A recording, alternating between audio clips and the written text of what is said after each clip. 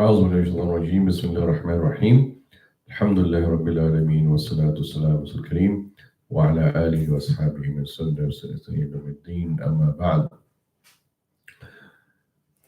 رب اجعل لي صدري ويسر لي أمري واحلل عقدة من لساني يفقهوا قولي اللهم أرنا الحق حقا وارزقنا اتباعه وأرنا الباطل باطلا واجتنابه اللهم إنا نسألك خير ما سألك عبدك رسولك نبيك محمد صلى الله عليه وسلم اللهم إنا نعوذ بك من شر ما استعاذ بك عبدك رسولك نبيك محمد صلى الله عليه وسلم. My dear brothers and sisters, Islam, as we promised, tonight we'll continue with the prophetic dua series, and our dua tonight is the dua of Nuh alayhi salam, Prophet Nuh.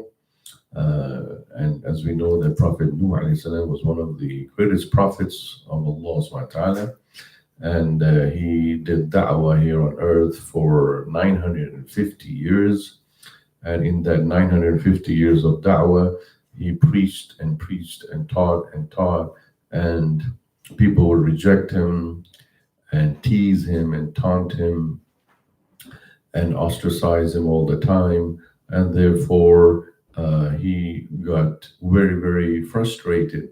And so when we see the dua of Nuh alayhi salam to Allah subhanahu wa ta'ala, we see that there is some pain in the dua, there is some feeling and sensitivity in the dua itself, because he bared so patiently for 950 years, and all he got after 950 years of patience in there is a bunch of people who can fit in a huge ship. I mean, after 950 years of preaching, only those people believed in Nuh alayhi salam who could fit in a ship, in a boat, which was also not full because there were animals and other things also in there. So that goes to show how many people really believed in him, and a majority did not. So Allah SWT mentions the dua of Nuh alayhi salam in surah Nuh, verse 26, 27, 28. And Allah SWT says, وَقَالَ نُوحُ رَبِّي لَا تَذَرْ عَلَى الْأَرْضِ مِنَ الْكَافِرِينَ دَيَّارًا. And Nuh alayhi salam said that, "Oh my Lord, do not leave upon this land any dweller from among the unbelievers." Meaning he is asking Allah to remove all the believers from this land, for they have hurt him, they have teased him and taunted him.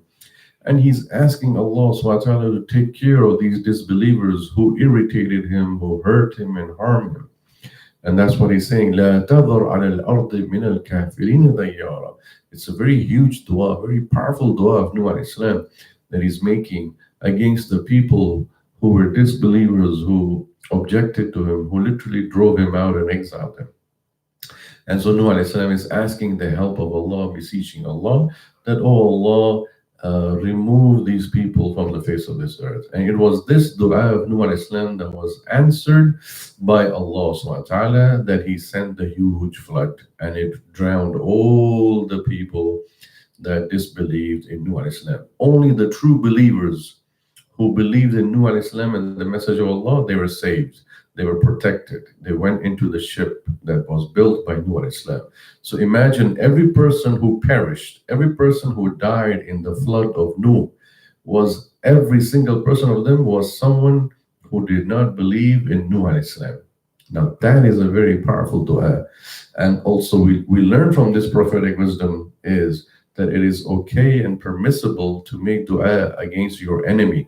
If you feel a threat, a danger from the enemy, that this enemy will harm me, will do something, you have a right to make dua to Allah. And that's what Nuh alayhi salam did. He said, Ya Rabbi, la tadhar ala al-ardi min al-kafirin dayyara. Oh Allah, do not leave any kafir on this earth, don't leave any disbeliever on this earth, because they will be inhabiting the earth and spoiling the earth. So the flood came and drowned everybody out and perished. Because he says in the next ayah, إِنَّكَ إِن تَذَرْهُمْ, if you leave them alone, Ya Allah, if you leave the disbelievers, if you spare them on earth, إِنَّكَ إِن تَذَرْهُمْ يُضِلُّ عِبَادَكَ وَلَا يَلِدُوا إِلَّا فَاجِرًا كَفَّارًا.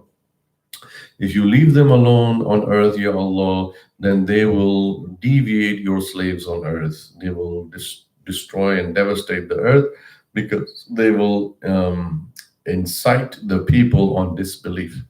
ولا يلد إلا فاجر كفارا.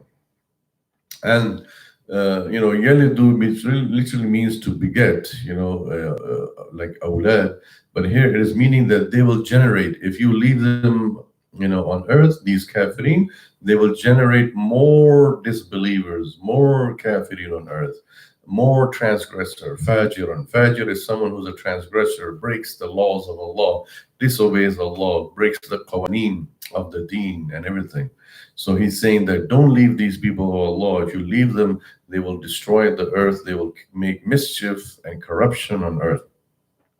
Then he moves on to making dua for himself. So the third ayah number 28 in Surah Nuh, we see that now Nuh alayhi salam makes the dua for forgiveness for himself and his family and his people. So he says, رَبِّ اغْفِرْ لِي وَلِوَالِدَيَّ وَلِمَنْ دَخَلَ بَيْتِيَ مُؤْمِنًا وَلِلْمُؤْمِنِينَ وَالْمُؤْمِنَاتِ وَلَا تَزِدِ الظَّالِمِينَ إِلَّا تَبَارًا. So he says, "Oh my Lord, forgive me and my parents and him who enters my house believing, and the believing men and the believing women, and do not increase the unjust in odd but destruction, and do not leave the disbelievers to create more destruction." So here in this dua, he's saying, "Rabbi ighfir li," oh Allah, forgive me, wali walidayya, your parents. That is why it's very important. We make dua for the parents, like I said in many sessions previous nights, that when we make dua, the first people we should think about is our parents and our children. One generation back, one generation forward. So we make dua for our children, we make dua for our parents, and we ask Allah to forgive them, to have blessing on them. And that's what he's doing. رَبِّ اغْفِرْ لِي وَلِوَالِدَيَّ وَلِمَنْ دَخَلَ بَيْتِيَ مُؤْمِنًا. And oh Allah, forgive the person who enters my house believing. So he's only asking that the believers be forgiven. And then he goes on to say, وَلِلْمُؤْمِنِينَ وَالْمُؤْمِنَاتِ. And oh Allah, forgive the believing men and the believing women. Forgive all of them. So he's making dua for his ummah. He's making a vast dua. Remember, we said many times that when we make dua, we should show generosity. And we should have a vastness and expansiveness so that we can ask more and more people for forgiveness from Allah, and Allah forgive them. So this is like a generosity. This is like hindsight. This is thinking further ahead of people. And that is why it's very important to understand. And then he goes on to say about his ummah that when you're thinking of the believer ummah, you make dua for all of them. Even if they are practicing or not practicing, as long as somebody is a believer, you make dua for them. And that is a hint for us in this, for us to learn that when we see our own fellow Muslim brothers and sisters who are not practicing, the first thing we should do before despising them or disliking them, the first thing we should do is make dua to Allah. So that, oh Allah, guide that person. Oh Allah, bring them closer to Islam. Oh Allah, give them tawfiq to be practicing and following Islam and all that. Because that is the gesture that brings people closer and closer, inshallah. And that is what we learn from these dua of the Prophet's wisdoms, is that they are always using the dua as a tool, as a means, as a mechanism to bring blessings of Allah upon not just themselves and not just their families, but the vast community and society. So whenever we make dua, in our own personal dua, brothers and sisters, we should make dua to Allah subhanahu wa ta'ala to bless all the people around. So therefore, this will then give us also benefit, because Allah will see the generosity that we are showing in making dua. So Allah will also bless us in return for making the dua. It's like a sadaqah, it's like a charity, but a charity in the form of dua. So let us make dua, inshallah. Allahumma anta salam, minka salam, tabarakta rabbana wa ta'alayta ya zal jalali wal ikram.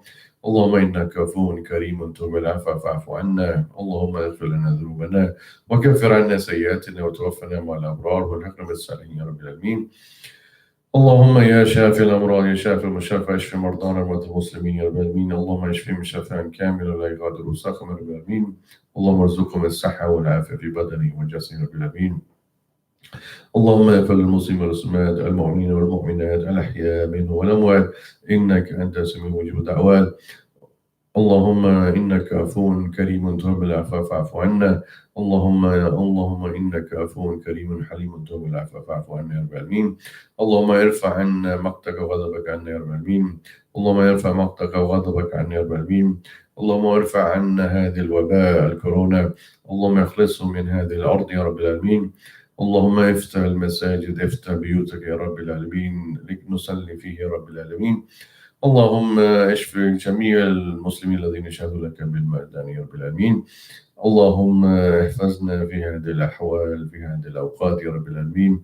وصلى الله على خلق محمد صلى الله عليه وسلم وعلى آله وصحبه برحمتك.